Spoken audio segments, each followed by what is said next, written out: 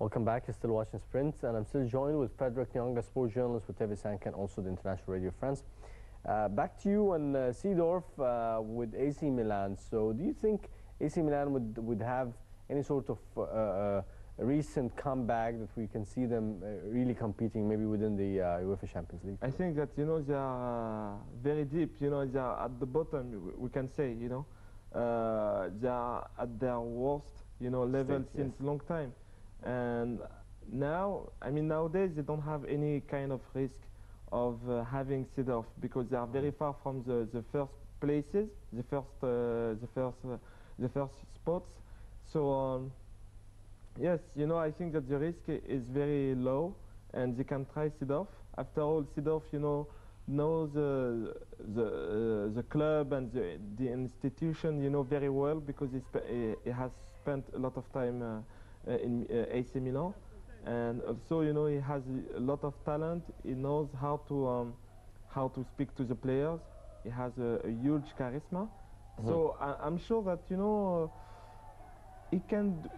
I mean, he can make it. He can make it because if we remember, the Guardiola had the same situation. He came to Barcelona. Nobody was believing in him because he was brand new and he didn't manage to do anything, as a coach. And now we've seen what he has done. Everybody is saying that Guardiola is like a huge reference and everything. So Seedorf can be the same. AC Milan at the moment, they don't have a lot of money, and they don't have they have a lot of instability concerning the administration.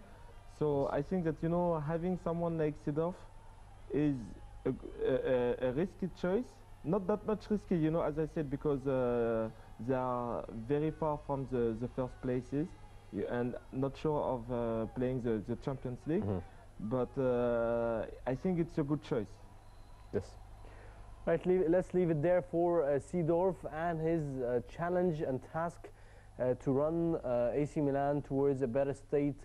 AC Milan definitely is a team that everybody looked at and was really inspired with their style of play.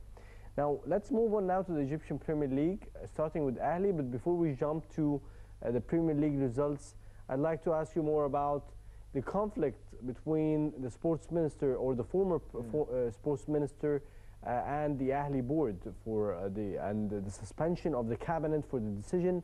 If you can tell us a brief about the story and what's going on behind it. Look, I mean, it's very simple. For me, it's a matter of it's like personal stuff. I think personal affairs. Problems between them, because Ahli is a very big institution. It's not only a club, it's something like, if you are the president of Al Ahli, you are maybe more important than many things in Egypt. Of course, yeah. So I think it's a problem of millions of fans are backing this. Of course, it's a problem of ego, I think, because like the fact that the minister wanted to sue and sack, the board, yes. The board. This is something, I would say, it's sensitive. It's sensitive because normally, the politics shouldn't interfere, in the sport, and this is something that even the FIFA can come and make a huge decision, for that. So his decision was suspended by the Prime Minister. By the Prime Minister, and he had to resign from the Sports Ministry. And the Cairo court continued the bad things that happened to him actually in this week, and the Cairo court has sentenced the Egyptian Sports Minister Tahar Abu Zaid to 1 year in prison, a ruling that also includes his removal from office and a fine of 10,000 Egyptian pounds. Abu Zaid's conviction is due to his failure to abide by a previous court order which invalidated the board elections at the shooting club, a sports club definitely in Cairo's neighborhood. Yes, exactly. So how are you looking at this, also this verdict against the former sports minister? it's heavy. I mean, I'm not Egyptian, you know. I shouldn't. It's true, you know. I shouldn't comment, you know, on what the Egyptian judge, decided.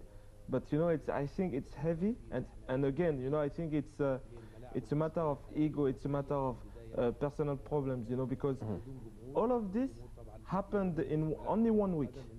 So of course, you know, it's crazy, you know. Yes, definitely.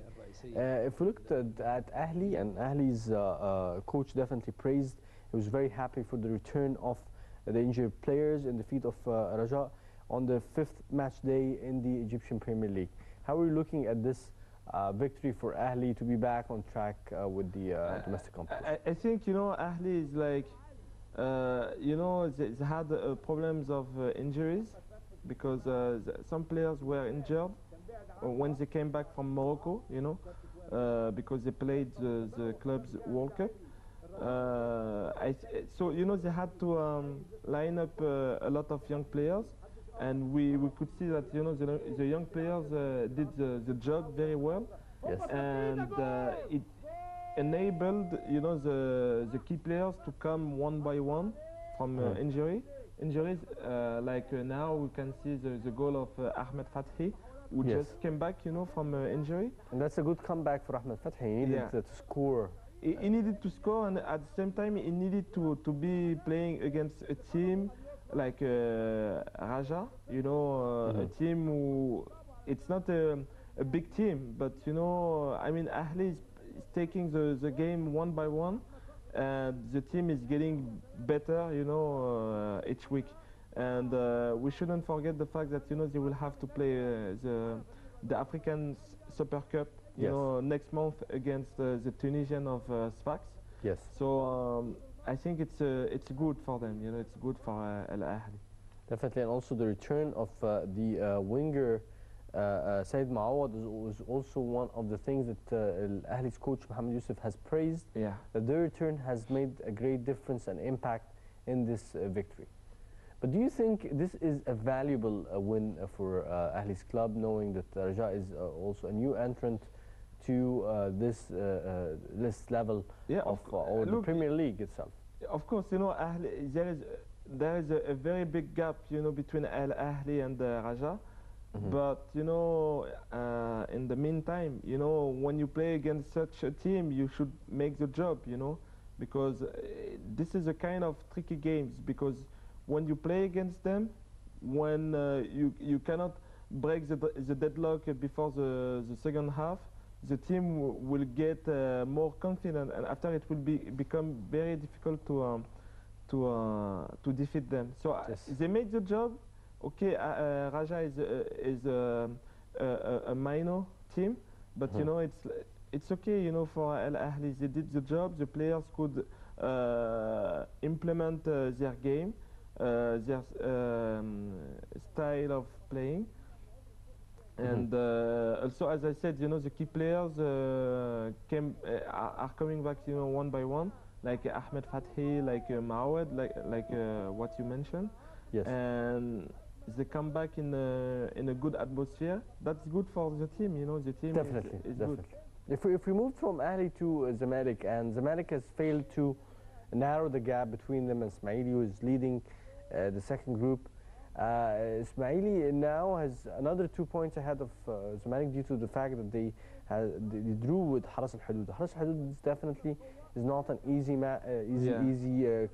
competition or rival for Zamalek, and that goes also by history. Yeah. But how are you looking at Zamalek and also the new appointment of a new coach, the former player Mido? Look, you know, if you look at Ahly and Zamalek, I mean, I believe that Zamalek has a very big potential. Yes. But when you look at Al Ahly, for instance, they are so organized, and there is nobody bigger than the team.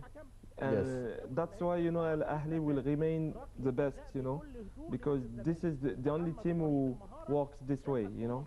I mean, other teams work this way, but I mean, they don't have the same I mean, the same economy, the same amount of money, the same budget than Al Ahly. You know, Yes. only Zamalek can compete with Al Ahly financially. But if you look at, I mean, if you look at Zamalek, there is no organization. I mean, even financially, they will try to attract players who are very expensive, Yes. and after 2 or 3 months, you know, they will not play, or they will not get paid, or I mean, it's a mess. Yes. And you know, There is no stability. there is no stability and there is no vision. You should have vision. Normally, you should know what will happen after 2 or 3 years. You know, Yes. you should have plans. You know, and they don't have it. And the fact that they appointed Mido.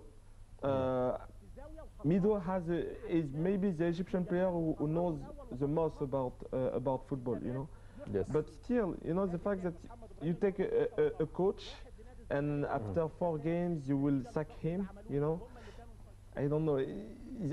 I hope that, you know, with Mido, and the question comes that does he have enough experience to be leading a team like Zamalek? Especially, this is his first experience as a young player. He just retired. He's very young. This is the youngest coach, you know, in the Egyptian history.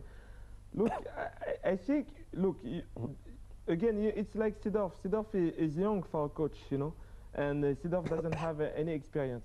But you know, look, it depends on what either. Let's give him a chance. Yeah, let's see how it's going because to go. I will tell you something. If Mido is around him, he has a lot of good technicians. Yes. It can be good, you know. Yes. But you know, the thing is, the most important thing is to have stability, because let's see how this is going to be implemented with Zamalek. I'd like to thank you very much. Due to the time that has passed very quickly, I'd like to thank you very much for joining us, Frederick. Thank you very much. And with this, we come to the end of this edition of Sprint. We'd like to thank you very much for joining us. We hope you enjoyed this edition as much as we had. Thanks for joining, and have a great night.